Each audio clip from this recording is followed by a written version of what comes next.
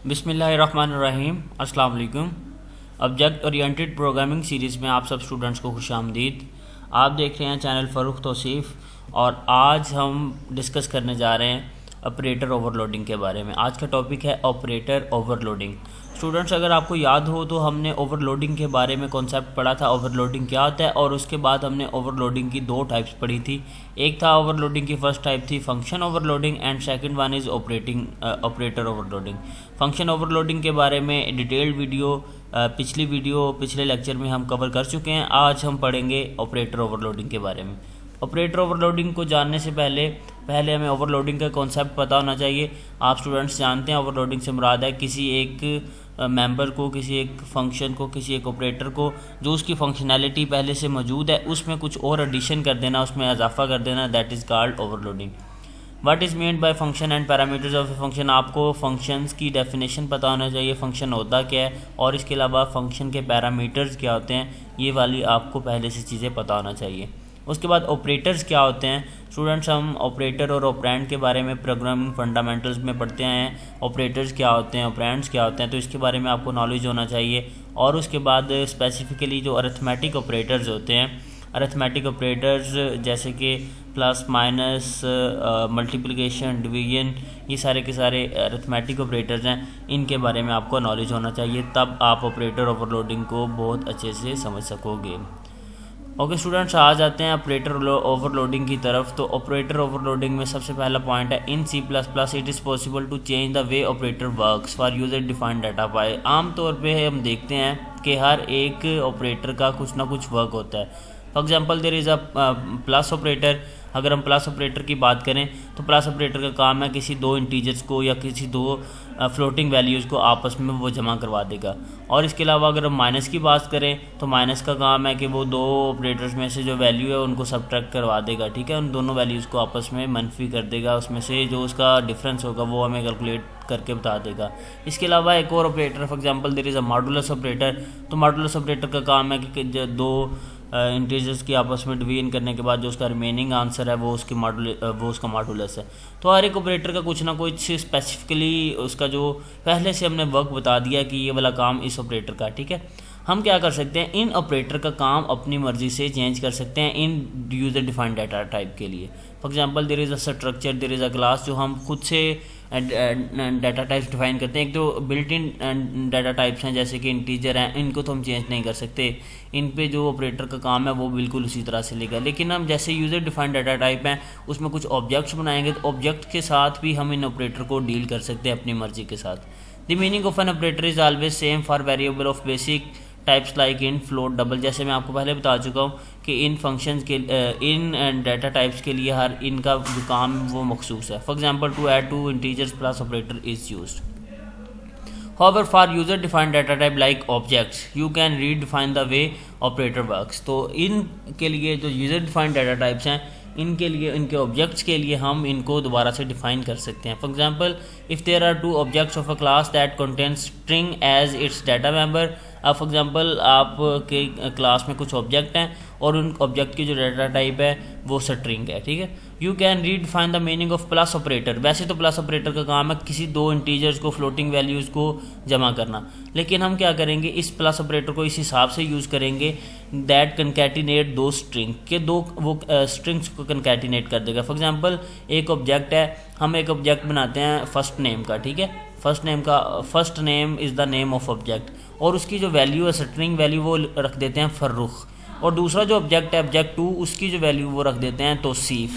तो अब हम नया एक ऑब्जेक्ट जो बनाएंगे उसमें अगर हम इन दोनों को कनकैटिनेट का मतलब है दोनों को आपस में जमा करवा देंगे, ये प्लस हम सिंबल का यूज़ करें और उसके बाद उन दोनों को आपस में हम जमा करें, तो इससे क्या होगा, आपको हासिल हो जाएगा फर्रुख प्लस तौसीफ, मीन के फ़र्रुख तौसीफ इकट्ठा करके हमें मिल जाएगा।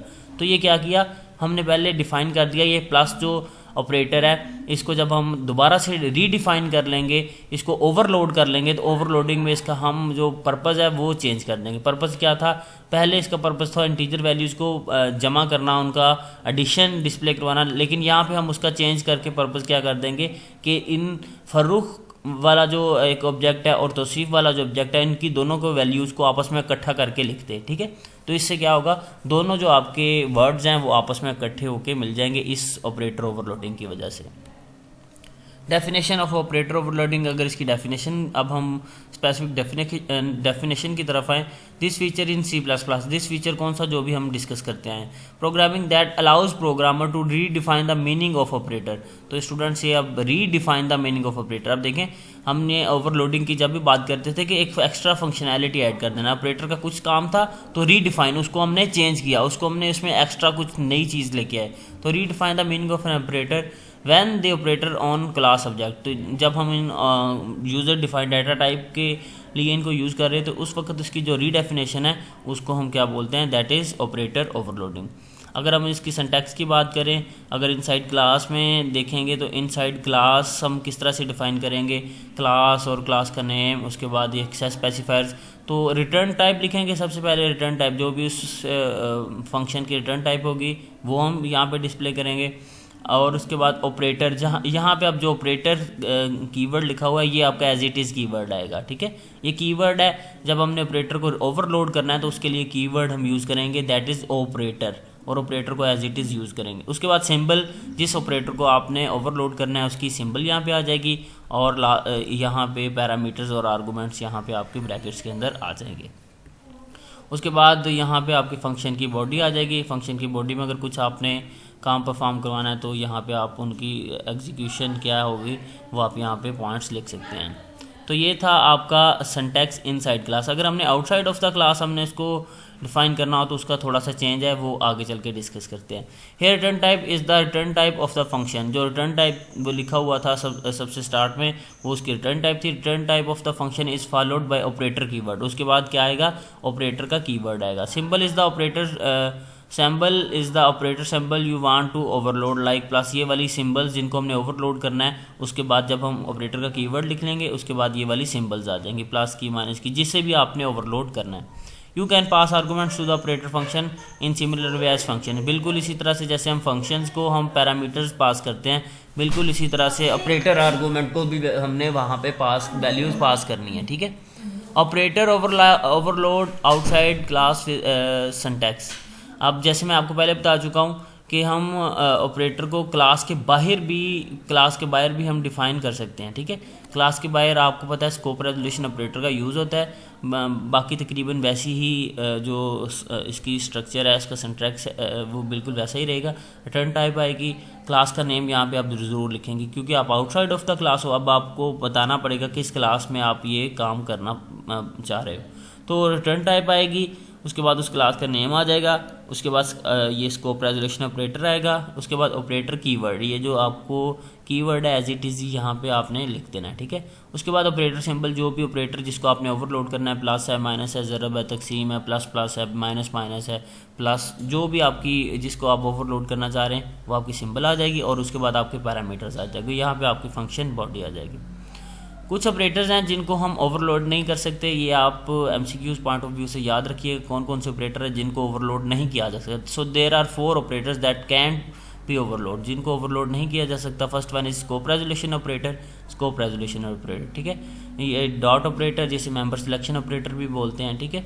और उसके बाद डॉट स्टैटिक, ये member selection through pointer to function, ये आपके लिए कुछ नई चीज़ है लेकिन आप इसको आप एज इट इज़ याद कर लें कि ये वाला ऑपरेटर जो है इसको भी हम ओवरलोड नहीं कर सकते।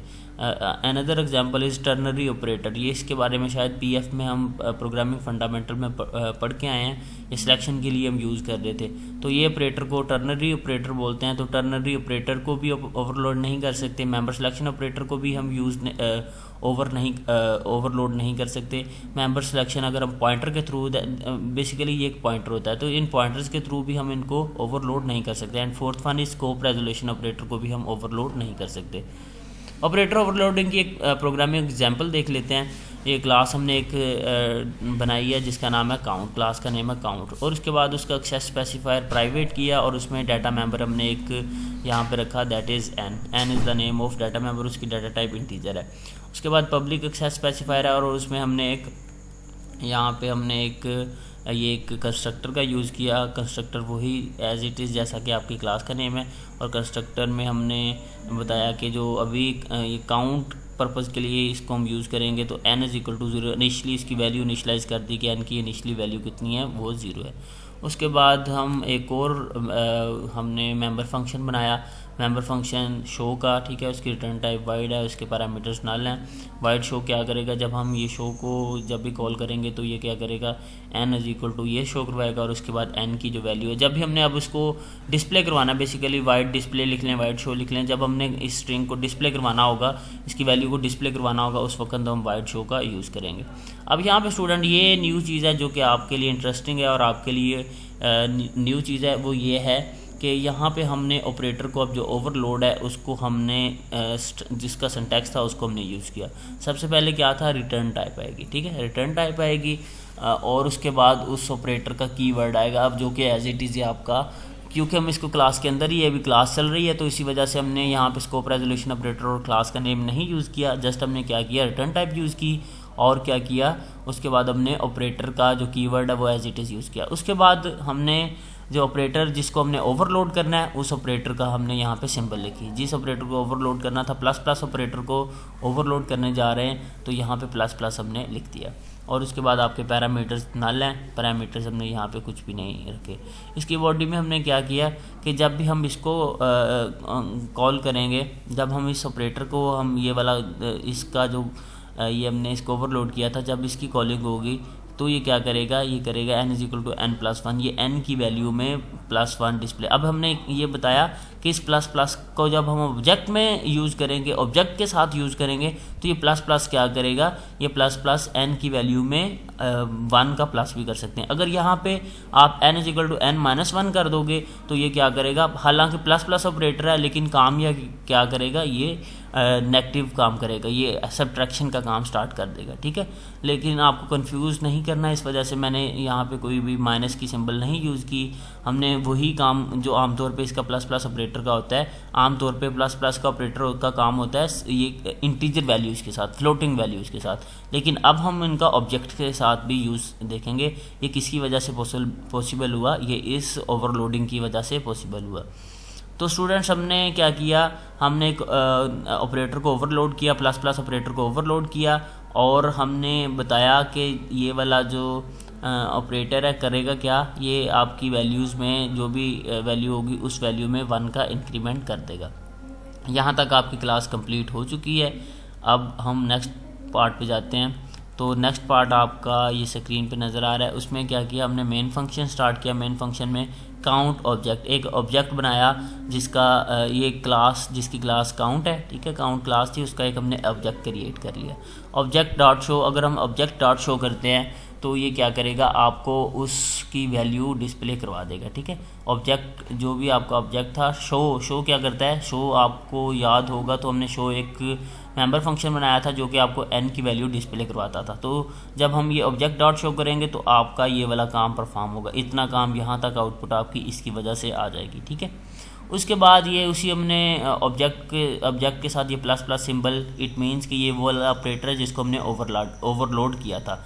अब देखें ज़रा, प्लस प्लस ऑब्जेक्ट, ये आपने पहली बार देखा होगा। पहले आप प्लस प्लस देखते थे किसी वो वेरिएबल के साथ, ठीक है। अब ये ऑब्जेक्ट के साथ हम करने जा रहे हैं, ठीक है। ऑब्जेक्ट प्लस प्लस ऑब्जेक्ट, इसकी वजह से क्या हुआ, अब ऑब्जेक्ट की जो वैल्यू थी, ऑब्जेक्ट में जो भी आपकी वो डाटा मेंबर है उसकी वैल्यू में प्लस प्लस हो गया, ठीक है। प्लस प्लस किस पर्पज़ के लिए था, वो था एडिशन के लिए, जो भी वैल्यू है उसमें 1 का इंक्रीज़ कर दो। अब जो ऑब्जेक्ट डॉट शो करते हैं, अब वो n की वैल्यू 0 से बढ़ के क्या हो चुकी है, n की वैल्यू 0 से बढ़ के 1 हो चुकी है।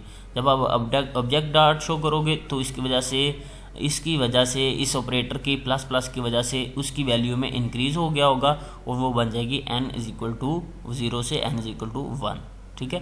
तो इस तरह से हमने ऑब्जेक्ट्स के साथ बार बार मैं बोल रहा हूँ, ये वाला अगर आप plus plus n plus plus या प्लस प्लस किसी एक वेरिएबल के साथ तो आप पहले पढ़ते आए हो इनका काम, लेकिन आज हमने सीखा कि इसको हमने किसी user defined data type, object जो है ये यूज़र डिफाइंड है, ये किसी पहले से डिफाइंड कीवर्ड नहीं है, ये पहले से डिफाइंड जो आपके कोई इंटीजर्स वैल्यू या फ्लोटिंग वैल्यूज़ नहीं है ये, बल्कि हमने ख़ुद से डिफ़ाइन की हुई हैं, ये ख़ुद से बनाई हुई हैं, जो क्लास के थ्रू बनाई हैं। तो अब हम क्लास के थ्रू जो क्लास बेसिकली होती ही यूज़र डिफ़ाइंड डाटा टाइप्स हैं, तो यूज़र डिफ़ाइंड डाटा टाइप्स के साथ हमने क्या किया, उनके साथ हमने ऑपरेटर्स यूज़ किए और उनका जो पर्पज़ है वो भी हमने ख़ुद से अपनी मर्ज़ी से डिफ़ाइन कर दिया। हालांकि इसका पर्पज़ जो है वो पहले से डिफ़ाइन है, पहले से बताया गया कि प्लस प्लस का क्या मकसद है। होपफुली आपको समझ आ गई होगी लेक्चर की। अगर कोई इशू हो तो आप मेरे साथ लाजमी डिस्कस कीजिएगा। तब तक के लिए इजाज़त दीजिए। अल्लाह हाफ़िज़।